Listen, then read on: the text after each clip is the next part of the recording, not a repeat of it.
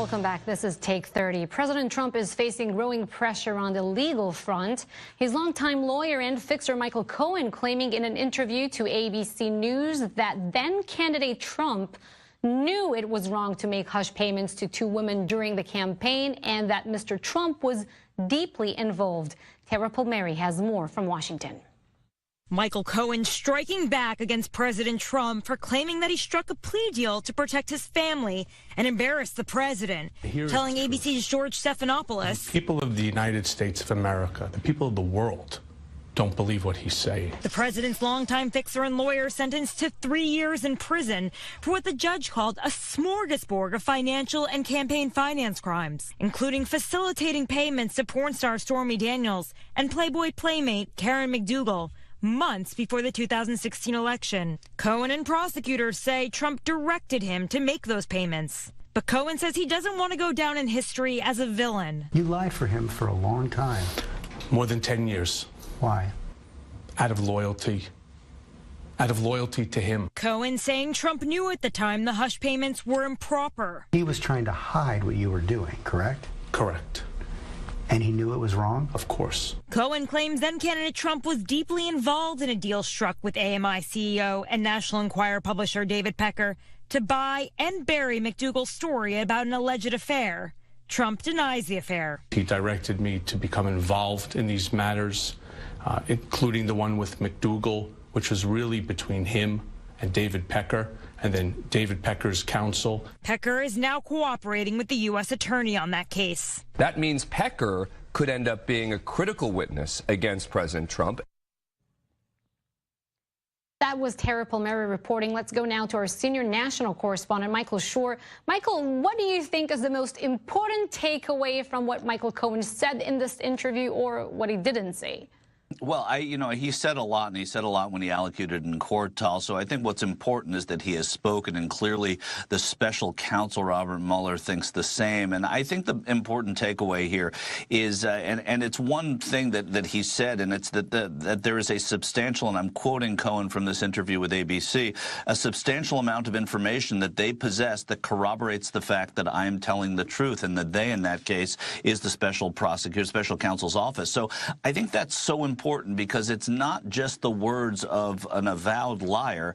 It's the words of an avowed liar who says he's telling the truth now, and he is saying that the truth that he is telling is corroborated by others. So Cohen is saying that the president is lying, the president is calling him a liar, but even if Trump knew that the hush payments were wrong, as Cohen suggests, is it enough to impeach the president? And I'll ask you more than this. Is it enough to sway Trump's supporters from his side? You know, those are two different questions. I don't know if it's enough to impeach the president, but I don't know that we know everything yet. And I think that it's certainly a place that many people who are legal scholars, students of the presidency and impeachment, have said that, in fact, that it is. It's active defiance of Congress is enough to impeach the president in this way, when it's obstruction of justice. And the president and his minions have done that. As far as his support, I think you're going to have to wait a little bit until you actually hear from Mueller on the cases that he is going to bring on a federal level. These cases that we have seen so far have been adjudicated in district courts, have been in the states when it comes to Manafort in Virginia. As it moves a little bit forward, Tal, you're going to hear what Mueller himself has to say, and that's when you're going to hear members of Congress on the Republican side, members who are in endangered races as well, who are going to say, listen, we've seen enough and this has to go. There has to be one person on the Republican side in Congress who is the first to do that, as it was in 1972 or 73 with Richard Nixon. Michael, one concerning thing for the president that Cohen mentions there in the interview is that nothing was done in the Trump organization unless it was done through Mr. Trump. And in this regard, if the Mueller investigation is not enough headache for the president, then the investigation launched by the Southern District of New York might be. Yeah, it could be, and those are questions that he may have to deal with when he leaves the presidency, whether that's in 2021 or 2025 should he win again. But I do think that these are questions that are going to have to come before the court when the president is not in the Oval Office. As far as everything going through the president, that's certainly something that is going to hurt him because there's so many other factors that they are looking at. And if he was privy, as most people who who run these powerful men and women who run these organizations are, if they're privy to everything that's going on, especially privy to a cover-up, as it seems that he was with David Pecker and with Michael Cohen, then he's got some trouble. And I think that's something that he's going to have to reckon with later on. Also, it should be noted that tonight the Mueller team has said that they continue to seek an interview with the president, Tal, and if he feels like that's entrapment for him to perjure himself, but it may be something that he now feels he needs to do. And now the president has one trouble off his table. He has a new chief of staff, and it's not Jared Kushner, right? It's not Jared Kushner. Finally, somebody said yes. It's Mick Mulvaney, who has seemingly said yes to everything. Mick Mulvaney, a former South Carolina congressman who, when I was reporting, actually at that time for another network before I-24 existed, Mick Mulvaney was working for Marco Rubio's presidency, and I remember interviewing him, or for his presidential campaign, I remember interviewing him, Tal, and he said to me, well, what we can't have is Donald Trump as president of the United States. Now he's gone from Office of Management and Budget in the Trump administration to what is being termed acting White House chief of staff. They say acting is something that could change. It's Mick Mulvaney's to lose. It's his job to lose, is what the White House is saying tonight. He's somebody who is familiar with the way the president works, who likes the comfort zone of the White House, but also has a good relationship with Congress, Tal. All right, Michael Shore, thank you for joining us. You got it. And now we're not only changing gears, but also going back in time. The Bosnian War, which ended 23 years ago today, is remembered for bringing some of the worst atrocities Europe had seen since the Nazi era. The country of Bosnia and Herzegovina is populated by three primary ethnic groups: Bosnian Serbs, Croats, and Bosnian Muslims. During the war, it was the Bosnian Muslims that suffered the most at the hands of the Bosnian Serbs. The war would last 3 years, from 1992 until 1995, and it was the Dayton Accords, primarily sponsored by the United States, that ended the conflict in 1995. The war left more than 100,000 dead and some 2 million displaced, and it also left a history of ethnic cleansing, the scars of which remained to this day. To discuss all of this, let's bring in Thomas Schwartz, a professor of European Studies at Vanderbilt University. Welcome, Thomas. 23 years after the war has ended, are the consequences and tensions between ethnical groups in Bosnia and also between Bosnia and its neighbors still being felt? Yes, but I think what has to put this in perspective, Bosnia has not, its economy is not growing as fast as its neighbors. It suffers from a rather weak central government, partly because of the attempt to decentralize the administration of government to allow ethnic groups to govern themselves within that state. But it is a challenge. There have been efforts toward reconciliation, but there are groups within these countries, both in Croatia and Serbia, who enact a sort of revisionist history and sort of try to excuse some of the crimes that took place. And Bosnia is still it is a difficult experiment, a multi-ethnic state in a region of sharp ethnic and nationalist passions.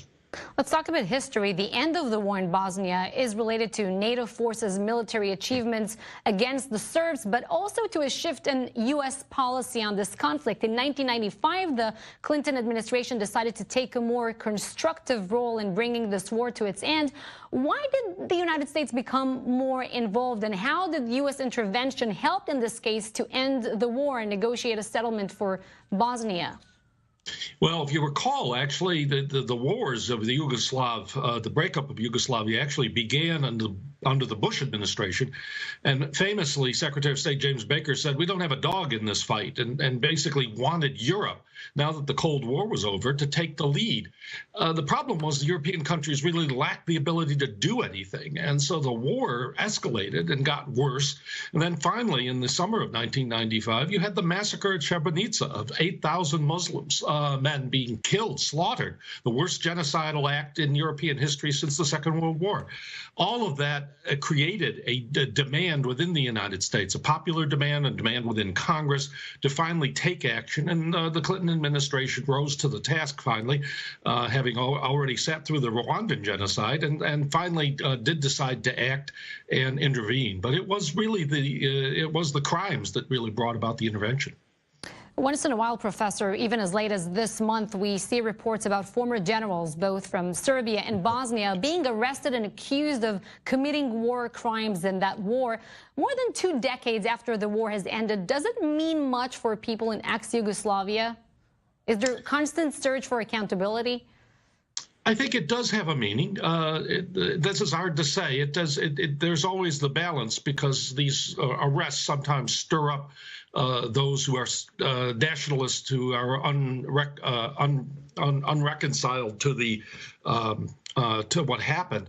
But I think the attempt to continue to develop a record of what happened by the International Court of Justice is important, because there is a continuing effort by many in the region to downplay the crimes, to create excuses, to argue it wasn't genocide, to make to create heroes out of some of these figures. So I think it's very important to continue the process of setting the historical record straight, just as it's been important for Germany to continue to do so with its own, even though the war is long past. Thomas Schwartz, thank you for joining us. Thank you. And we finish tonight with a surprise homecoming in Redding, California, that involves an older brother serving overseas in the Air Force and his 2 younger siblings. Sade Brown has the story. Heidi Johnson can barely contain the anticipation. She orchestrated a surprise reunion for her 3 sons. Her oldest, home from overseas deployment for the first time in 3 years. We are surprising Jacoby. He is the littlest one. He is in 3rd grade, and he does not know his brother is home from Italy with the Air Force. Okay. You know. So we're going to make this a big surprise. Make this a big surprise. You ready? Yes. Okay. We helped out telling Jacoby we were at school to interview him for an Air Force Christmas story. In the middle of our questions, and I want to stop because I haven't saw him in like a year, 3. Mason! Mason! So big. I miss you. how does it feel seeing him after 3 years? Like, my heart exploded. Like, I feel like half my heart goes to him now. Because that's so Mom, awesome. You pulled it off. You pulled it off. You have one more to go, right? Yeah. Next, it was her 11-year-old son, Jalen's turn. It's been so long. When we were in Last in View, oh, heck no. Hi, buddy. Come here.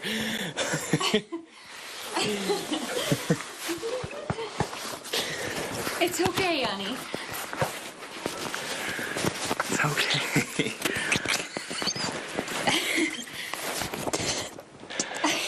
He's here. Hey, buddy. It's okay. That scared me. I was shaking. I was shaking too. Hello. You didn't expect that, did you? No, I thought I was going to be kicked off the basketball team and probably suspended. Tears, laughter, and hugs, all the ingredients for a happy holiday season. That was Sade Brown reporting there. My heart just exploded. And that does it for Take 30 tonight. Stateside with David Schuster is next with more on the updates and breaking news out of the West Bank. I'm Tal Henrik. Thank you for watching.